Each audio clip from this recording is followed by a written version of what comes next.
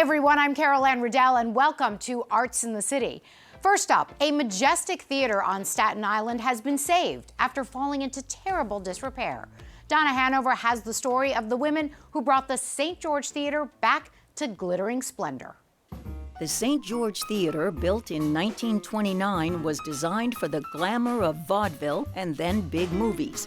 It was lavish inside with a glorious dome, murals, and statues. It even had one of the world's largest cantilevered balconies, so there were no beams or pillars blocking the view. But the theater fell on hard times in the 70s and was even padlocked. Now, love has brought it back to its original glory. It happened because a dance teacher known as Mrs. Rosemary and her daughters wouldn't give up. She loved it, and she knew it had to be saved.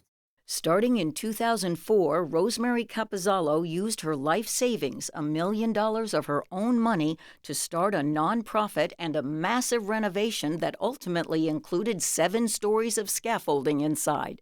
It's 7 stories high from the first seat all the way up to that dome. During the renovation, molds were created in order to duplicate the original ornate plaster designs. Then they were painted the 1929 gold color. They were bringing this Staten Island treasure back from quite a disaster. It had been turned into a flea market and a roller rink. We needed some curtains, lights, a sound system. We need seats. There's no seats in the building. So we bought some chairs. And matter of fact, we rented folding chairs the first 6 months. Brian Leyline is executive editor of the Staten Island Advance newspaper and chairman of the St. George Theater Restoration Board. They had this vision that really nobody thought could work, but it did. And it worked because of their perseverance, the sweat they put into this place, and really the money they put into this place. They also inspired businesses, government, and neighbors to join in. Funds were raised. Local folks came in to help. Artisans did their work. Board member Fred Cerullo describes the result. Spectacular, something out of another place in time. Audiences now come from afar. They're from Germany, they're from Spain, they came in from Brazil, they're here from England.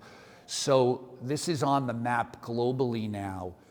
Although Mrs. Rosemary herself passed away in 2009, Doreen Cugno and Luann Sorrentino, the 2 of her daughters most involved, have continued the progress, including the nitty-gritty details.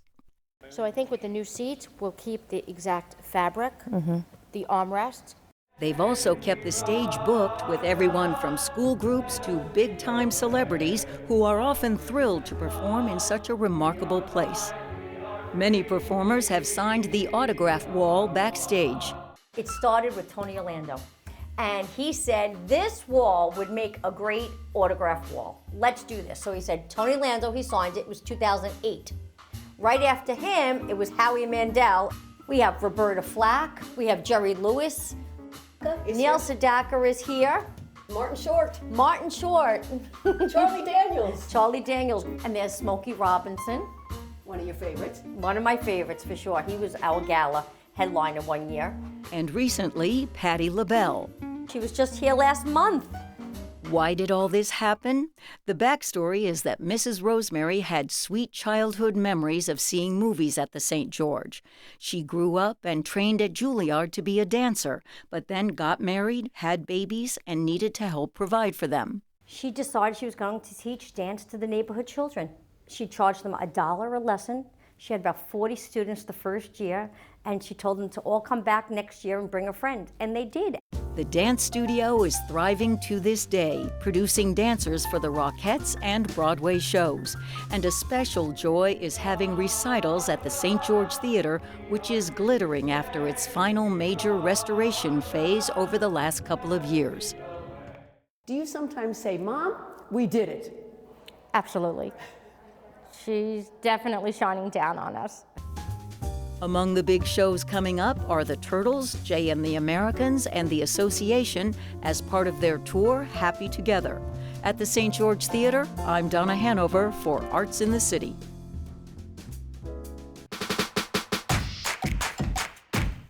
Helping children find their voices through the power of song.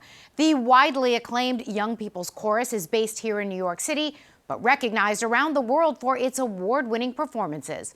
We stopped by a recent rehearsal to see the group in action.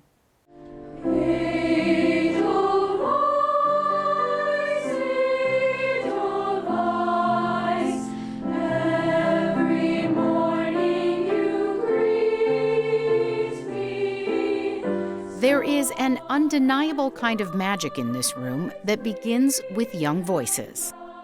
When you sing together, you're all breathing in the same air at the same moment and putting that energy out into sound. And in that moment, that love that comes through the voice it's unimaginable. You feel it in your bones. Meet the Young People's Chorus of New York City, a hometown institution with an international reputation. Founded in 1988, the group now reaches about 2,000 children from 8 to 18 years old through school and community programs. Creative director Elizabeth Nunez explains the goal here has not changed despite the growing accolades. From day one, the mission has been the same. It's to bring children from every walk of life, every borough, every socioeconomic background, every religion and creed, and all of the wonderful, wonderful things that you find here in New York City together, to all work together to reach a very high artistic level. But the training goes beyond that artistry. For example, choir members are offered academic tutoring and support through the college admissions process. Like music itself, these individual notes come together to create opportunity, on and off stage. The first time when you step on the stage, you get nervous, but then after that, it kind of grows your confidence outside of the stage as well, to know that you accomplished something big and you feel like just much more confident going into your daily life and normal daily activities. And I feel like YPC has made me more comfortable with introducing myself and talking to other people that I might not know at the time. Mm-hmm. Do you think you've become more confident as a person? Definitely. Annual tuition for the program is about $900, and 85% of choir members receive financial support. And then there's help toward travel costs. Among its many awards, the Young People's Chorus has garnered more than a dozen first-place wins in international competitions, including the title Choir of the World in 2018. But perhaps the biggest achievements can't be measured with citations and trophies. You know, I had an alum once that said, YPC taught me to present the best version of myself. And that just always stuck with me, because isn't that what we all want in life, is to know whatever space we're walking into, that we can be our true, authentic selves and present that best self to others. So long, farewell, auf Wiedersehen, goodbye.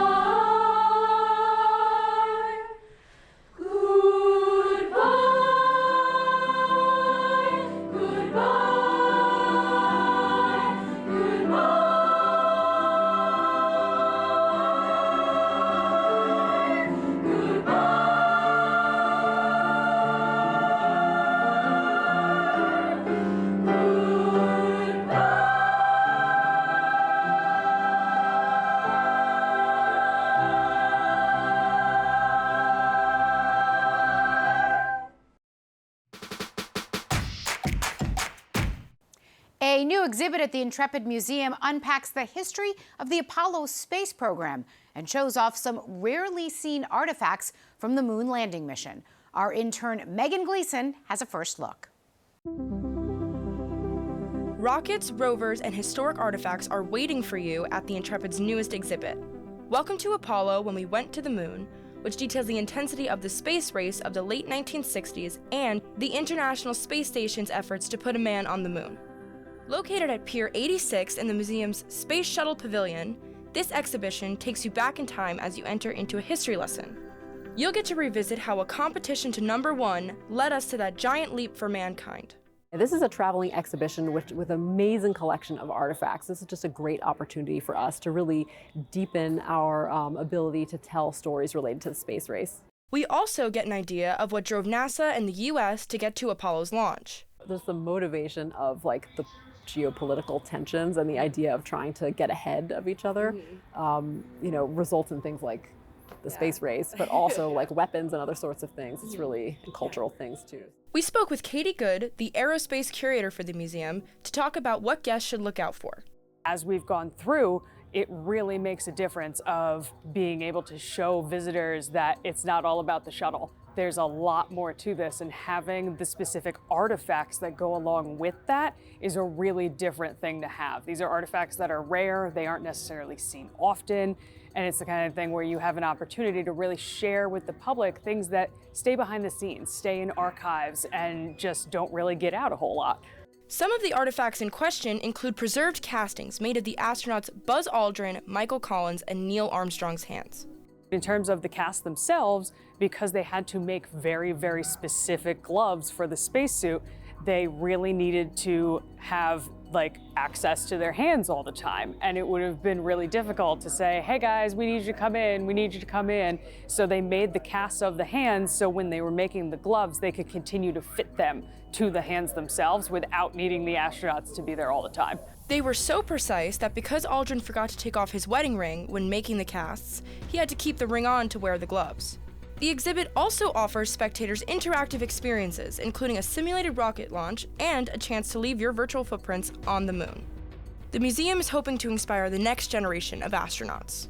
Well, we at the museum are always trying to inspire our audiences to think about science and technology, inspiring the next generation of people who might be looking into these fields. So we're really hoping that by looking back at this history, our visitors will get a chance to think about, what is coming next and maybe how they can play a part in that.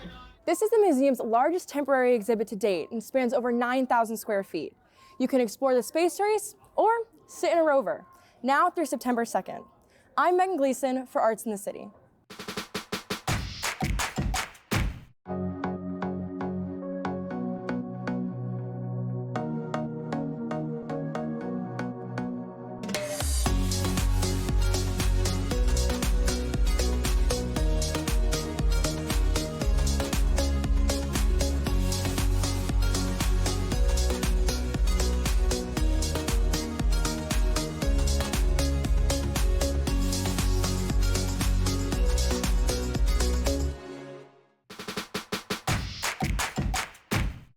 Next, a story that just won a Telly Award. Brooklyn is home to the sights and sounds of the annual West Indian Day Parade, one of the city's most popular festivals. Producer Eddie Bailey has more on the origins of this tradition and the music that fuels it. The West Indian Day Parade, one of the largest parades in New York City, with over 1 million visitors annually, is a pan-Caribbean carnival celebrating the city's vibrant West Indian culture. What many people don't know is that this massive parade has its roots on the island of Trinidad. Originally, the idea of Carnival, that was brought in by French and Spanish settlers and established a kind of European-style carnival there. The whole idea is you have a big party, and then you get to Ash Wednesday, and then you live this very pious life for the next 6 weeks until Easter. Slavery ended in Trinidad in 1834. So with that, more and more of the Africans just took it over. And so it was still a big party, but now the music was different. Now you had African drumming and call and response singing. They would, dress up like the African ancestors. So the Trinidadian Carnival is really the foundation for the West Indian Carnival that we see here in Brooklyn. Emeritus Brooklyn College professor of music and author Ray Allen loved carnival and Caribbean music so much, he wrote a book about it. Jump Up, Caribbean Carnival Music in New York City is considered the first comprehensive history of Trinidadian, Calypso, and steel band music in the Caribbean diaspora.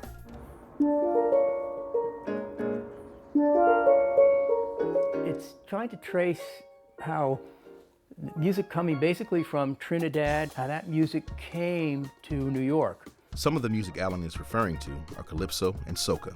People think about two styles of music now out of Trinidad. One is Calypso, and then the later style is Soca. So Calypso was the earlier style. But the second style, the newer style that grows out of it, is called Soca. Soul Calypso, Soca. Garvin Blake and Frankie McIntosh are musicians featured in Allen's book. In Soca, the harmonies seem to be very simple, often triadic, as opposed to Calypso harmonies where you find extensions, ninths, 13ths. This is an example of a Calypso.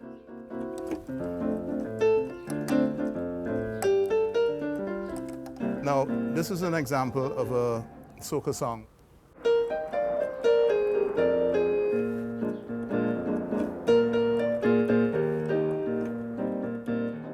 most prominent instrument in Trinidadian music is the steel pan drum. In the late 19th century, Trinidadian musicians started playing on discarded oil drums. They discovered that this type of percussion was actually a pitched melodic instrument. Well, what you're seeing here is a kind of like a finished evolution of the steel pan. So eventually, as people started to be innovative, they came up with the whole chromatic scale. So this would be C,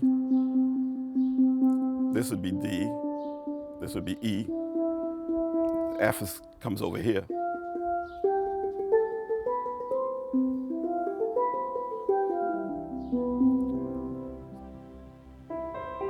The first wave of Caribbean Americans came through Harlem in the early 1900s.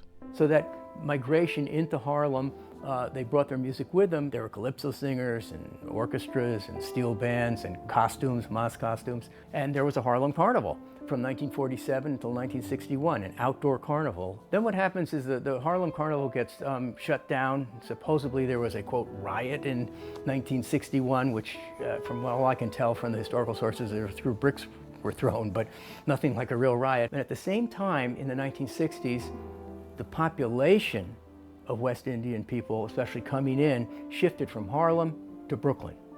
And in 1971, they started another big carnival parade, outdoor carnival parade, this time on Eastern Parkway. And that's what we have today. So the first carnival I personally witnessed was in 1984. And at that point, the music on the Parkway, on Eastern Parkway, was these big sound trucks and actual steel band orchestras. What's happened now is that the steel bands have basically been pretty much disappeared from Eastern Parkway because those sound systems are so loud, the steel bands just couldn't compete. But they can compete in the annual Panorama event that is in conjunction with the West Indian Day Parade, where steel band members can number in the hundreds. You can also find steel pan musicians pan on the road at Juvet. Break of Dawn in French, Juvet is an early morning celebration the day before the main parade. So, if you ever happen to be in Brooklyn on Labor Day, make sure you head to the West Indian Day Parade to celebrate Carnival and experience it with one of the largest Caribbean communities in the diaspora. This is Eddie Bailey for Arts in the City.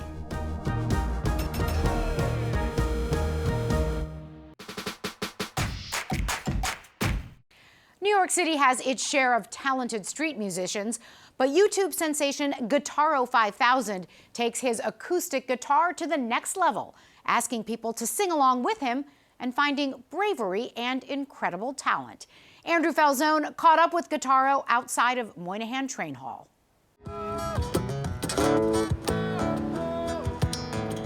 At first glance, Reginald Guillaume looks like any other busker in New York City, another musician trying to figure out how to make his living from his passion. When I started playing in the subway, I had a purpose behind it. I was in school for nursing, and I didn't have any kind of scholarship or anything like that. So I figured, why not busk in the subway with a skill that I already have? I can play guitar. Play in the subway, earn the money for school, and then pay tuition in cash. Eventually becoming part of the MTA's competitive and highly selective music program. I used to go around with a college fund sign, and I owed $5,000. I owed $5,000 to the school, like that was the whole tuition. And people will call me 5,000. You that 5,000 guy? Yeah. Turns out Reggie isn't just another New York City busker, he's the YouTube sensation known as Guitaro500, with over 1 million subscribers and over 250 million video views. His fascination with guitar began in high school and a generous act from his music teacher that got him started.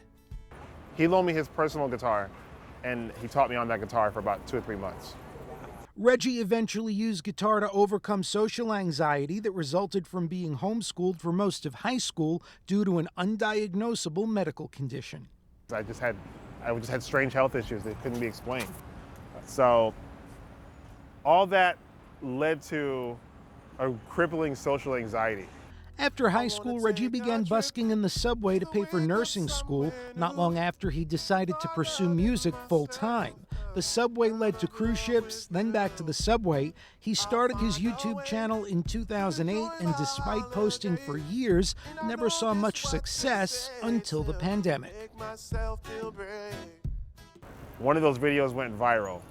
And yeah, like, you want to talk about people who felt something? There were so many, like hundreds and hundreds, thousands of comments of people saying, this one touched my heart so much.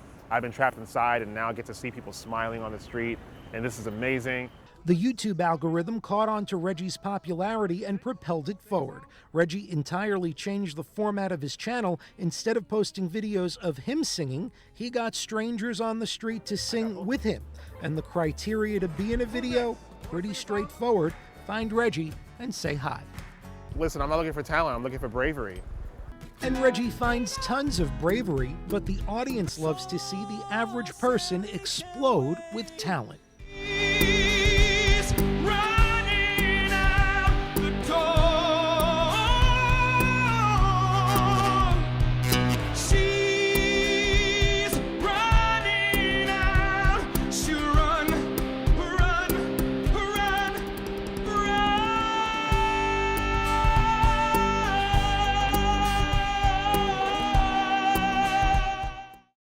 And that beat in the background? No, it's not a drum track. It's a testament to Reggie's guitar chops and creativity. Playing a guitar like a drum isn't original to Reggie, but his version of it sure is unique. When his own thumb started wearing an unwanted hole in the wood of his guitar, Reggie got creative. I just tried different things that could get me a good sound. One of them was a CD, like I break a CD and put that there. One of them was a salmon can and stuff, but the sardine can, that's the one. When you hit it, it kind of claps on the guitar just a little bit. And so that made the snare sound louder. And unlike many artists who try to hold on to the recipe for their secret sauce, Reggie made a video giving it all away. You hit the snare sound like this. Just practice that. Reggie has now taken his act on the road, visiting other major U.S. cities like Chicago, Houston, and even learning how to play the ukulele in Hawaii, but the notoriety hasn't gone to his head. It was a very slow climb to millions of people knowing what I do. So every step of the way, I've always been very grateful for it. I'm Andrew Falzon for Arts in the City on CUNY TV.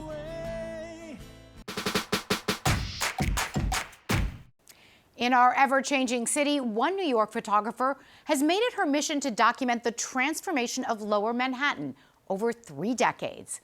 Let's take a look. My New York is black and white. The sense of depicting reality in its sometimes sad, grim, often depressing, maybe. The point is that what is light and how does one interpret light? It depends on the story you want to tell and what is the best way to tell that story.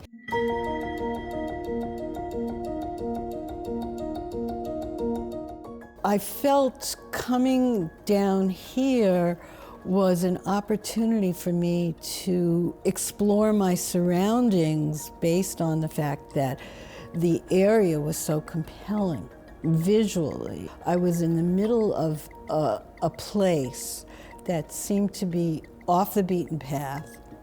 Very few people were living here. I'm not only talking about the waterfront area by the East River, but it was Tribeca, it was the Bowery, it was all these places that in my new book I consider Lower Manhattan. It's because of this emptiness and this out of the way sense, it started pulling me. And one of the reasons was because there were no skyscrapers. We had no large buildings in the immediate area. It's the first time I can experience light, the water in a very different way, and certainly living next to the Brooklyn Bridge captivated me.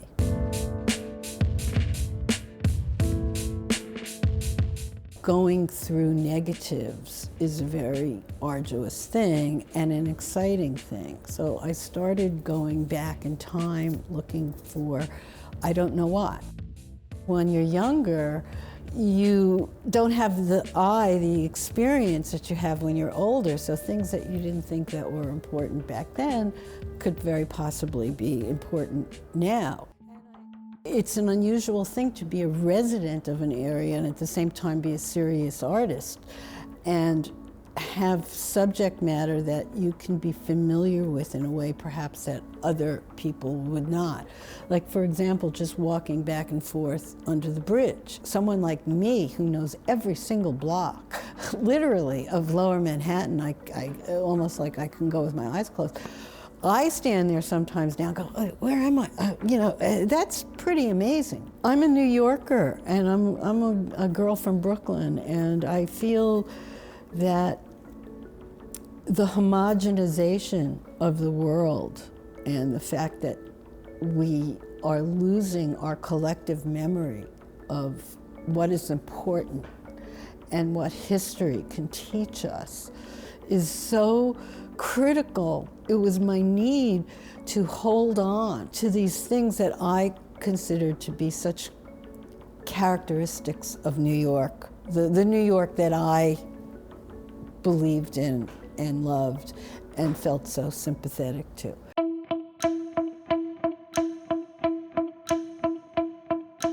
I was very intrigued by all the eccentricities that went on there, because you have to remember that when I was there, I caught the last wave of men literally working with tools that have disappeared.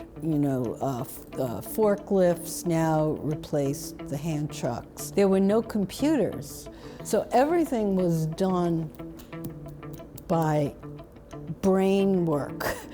And you had to compute on your receipt pad how much, how many, who owed you money. One of the stories I've told before was the first night I went down, I had to photograph the Paris Bar. The Paris Bar was a national treasure for so many reasons. And when they threw me out of there, that night, I was so angry. This isn't for me. I mean, we need these pictures in the world, to see these faces of these men, with the smoke billowing out and the fluorescent lighting hitting Mikey the bartender, who looked like Humphrey Bogart in Casablanca with that cigarette. So I went back because I needed to try again. And those experiences, those early experiences where I made a little headway, became the framework for moving forward with this piece. Other boxes of photographs contain contact sheets from decades of traversing, again and again, the familiar streets of Lower Manhattan, Chinatown, Tribeca, and the Bowery. I shot ruins of buildings, the demolition of famous waterfront saloons, ancient alleyways, and in some cases, 19th century buildings destroyed by mysterious fires and soon after replaced with new developments. What did the passage of decades reveal to me? What dynamics were at play in my images of the same streets that I walked repeatedly for years? What fell off as the old was swept away by the new?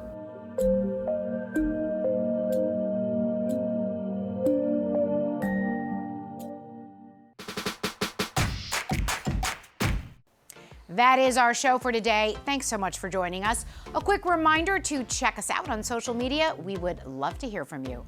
I'm Anne Riddell. See you next time on Arts in the City.